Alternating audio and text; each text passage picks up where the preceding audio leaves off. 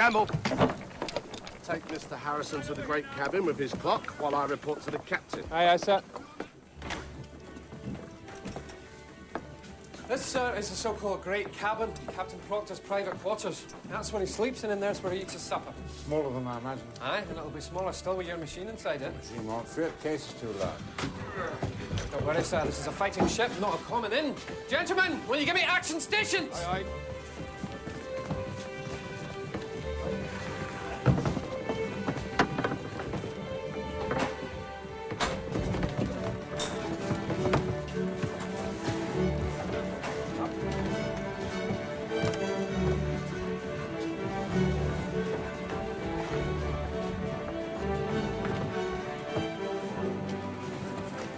See, Mr. Harrison, you don't need a drawing room when you're fighting a battle.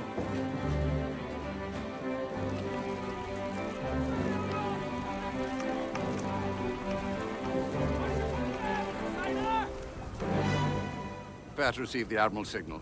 Gunner standing by, sir.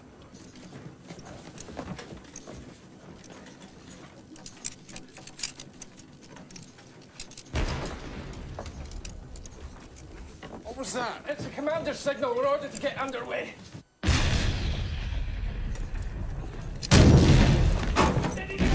Under two guns! Fire! Here! Three guns! Fire!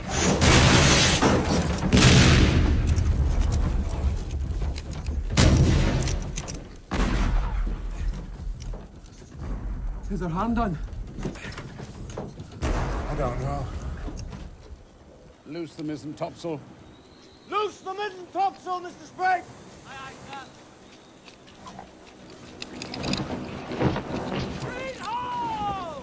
Will there be more firing? Not unless the French declare war, which isn't due to happen next week. This is the berth deck where the crew sleep and eat. The wardroom where you'll be quartered is just above us. And don't pay any attention to what you've heard about Navy food. This is a short voyage and we've plenty of fresh provision aboard.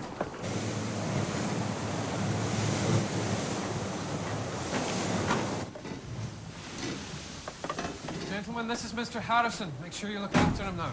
This is Ned and Seth. Aye, sir. Aye, sir. One hammock, quite comfortable with a bit of practice, and your very own 9-pounder.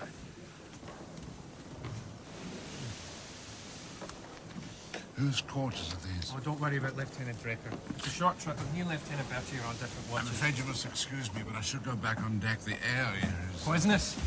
You'll get used to it. Most people don't notice it after the first couple of years. I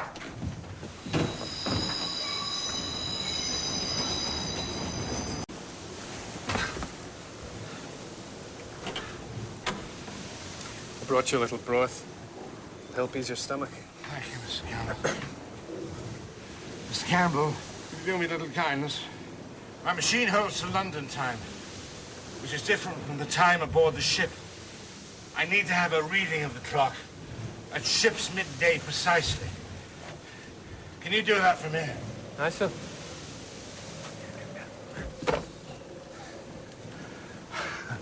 I'm not much of a sailor, I'm afraid. Oh, how long have you been at sea? 4 years. Well, for God's sake, why? I was pressed. That was my own decision. I was apprentice to the master of a cutter out by Argyle. We'd heard there was an English frigate pressing men farther south, but we didn't expect to find them anywhere near us. Yeah, what happened? We gave them a good run, but they caught us in the end. They had twice the canvas. They took every man except myself and the master. We two were supposed to get it back to port. But you didn't. The first mate was a good friend of mine. He'd been married 2 weeks before. He was in a terrible way. I offered to take his place. All hands! Try and finish your broth. I'm no matter, Mr. Harrison.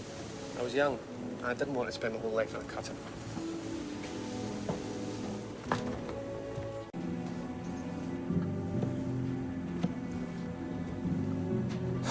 It's no good. I still have us 20 miles inland. Check again. I have!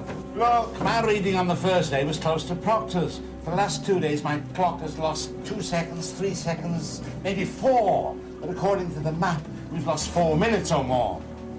Map must be wrong. We sighted Cape Finisterre this morning. The map is true. Who is that? Admiral Sir John Balkan. Not a man I'd wish to sail with. The ships have a habit of being captured.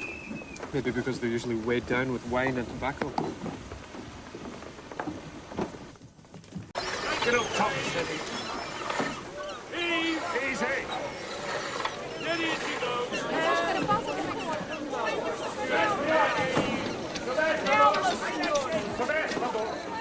Well, the accent needs a bit of work, but you seem happy to be on dry land again. I've decided what to do. I'll take a sighting here in Lisbon and calculate Lisbon time on the voyage back. So you can start with a clean slate. I've purchased my own chart, so that I may make my own record of observation. The wording's in French, I'm afraid, but it looks fair enough. Well, wish you every success on the offer. Looks like you'll get better weather anyway. The best for all. Coming through! The best for all.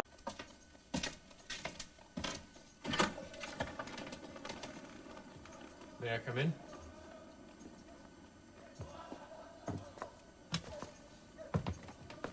I'm sorry to call so late. John! It took me a long time to find you. What's happened to you? Did you not hear about us then? You stayed on the Centurion. Aye, I'm a lieutenant now. Sailed around the world with Lord Anson. I'm a rich man. My share from the capture of the Hacienda was £217. Oh, so this is the new one. I heard that you were building another. Well, sit down. Can I get you something? No, thank you. I sailed in the company of 961 men, sir. 203 returned to England. Of the 760 who died, only 48 were killed by enemy action. And the rest? Disease. Despair. We were lost. Weeks on end without sight of land, fresh food, water. Although much of the time we were within 6 hours sailing of Juan Fernandez, but we'd mistook our position. Didn't know it. I saw more men die than any Roman emperor. Men who you'll remember, and who remembered you. John Sprague, Lieutenant Draper, the mess boys, Ed and Seth. Didn't even make 14. We all heard about the Orford and how your machine performed as we sailed hopelessly on, heaving man after man over the side. Have you seen a man die of scurvy? No, I haven't. The body starts to swell like a balloon. Legs are the worst, so that every movement causes pain. Then the skin starts to split, horrible bleeding gashes.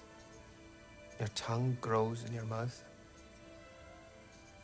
And the throat swells so that eating and drinking is impossible.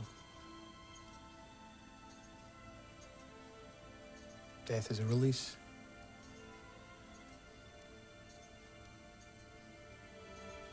I thought only of one thing. A piece of twisted brass spinning.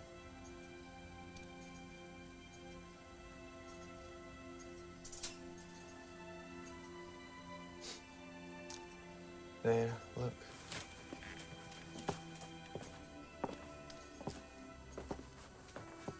Its little heart still beating. I thought to myself, this'll never happen again. There'll be a machine to tell us where we are. I swore that if I lived, I'd come and find you.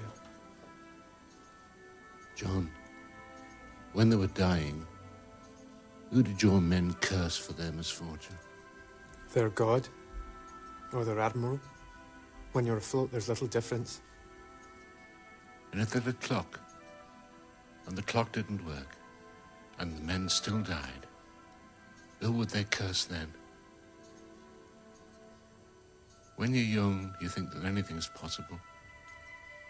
But as you grow older, you discover that it isn't. Well, then don't grow older, Mr. Harrison.